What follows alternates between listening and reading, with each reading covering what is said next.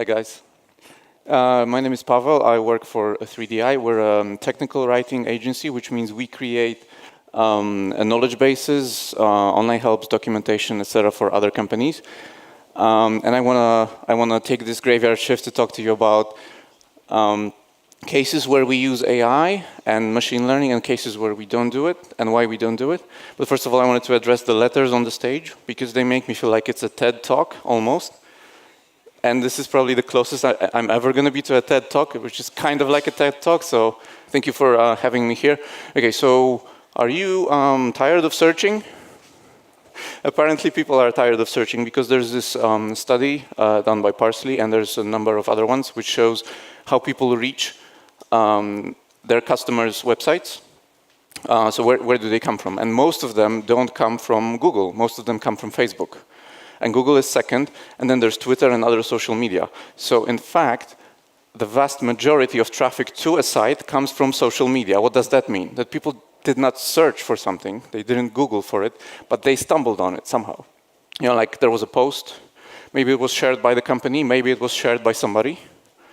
You know, like one of your friends or whatever, you know, like if you publish an interesting article, people are going to share it, and that's, you know, they're going to reach the website, right? So bear this in mind, and our customers often talk about it. They don't want to have, they do want to have the search box on top of their page, and they do want to have some kind of a list of topics that they can go down, but they also want a feed of interesting things for people to read, and different. They want it to be different than a news feed. They don't want to be populating this with whatever ideas they have, but they want it to react to the user.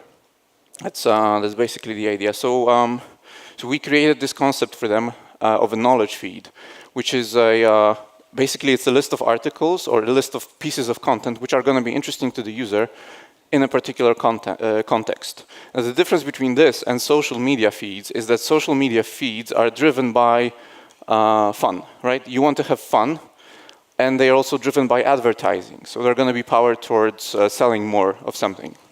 They're going to target things, you know, and we've heard a lot about being in the bubble of content where, you know, if you like something, then you see more of that kind of content, and after a while you're isolated from anything that would distress you. You know, any opposing views, etc., are filtered out, right?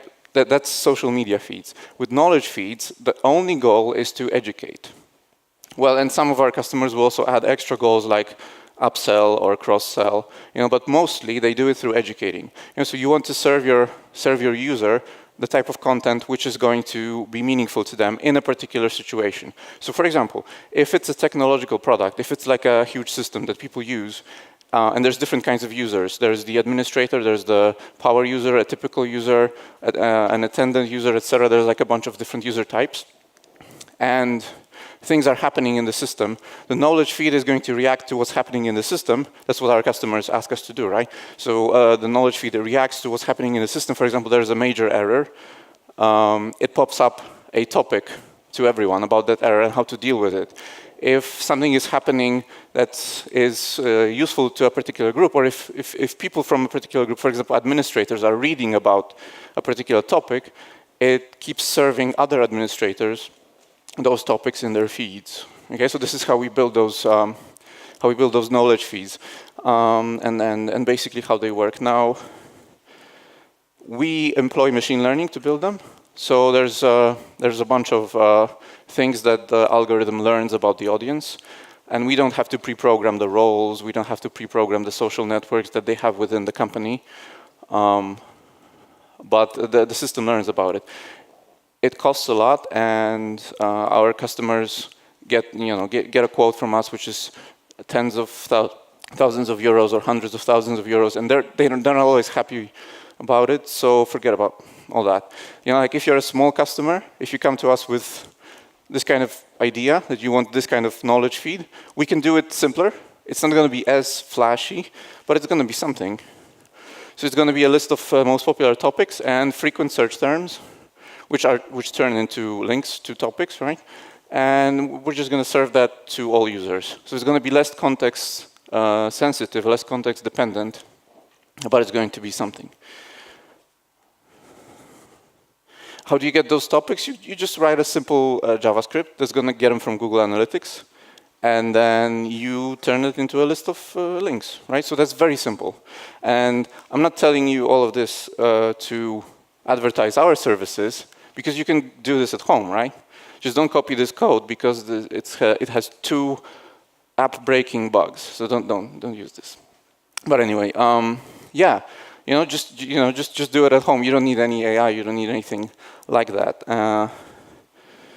You just put links together using scripts. So you get a name of a website, you got your URL, put it together, create a list of A tags with your src attribute. It's simple. It's not rocket science. And then yeah, Microsoft came up with this thing many years ago.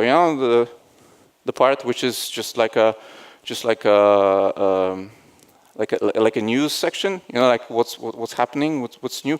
Imagine if this was this is in Visual Studio. If anyone use Visual Studio here? Yeah, just a few people, right? So imagine if you're say you're writing an application with using stuff about XML code. If it could read, like processing some XML documents, if it could read your code and then suggest, why not use LINQ? Because hey, I've never heard of LINQ.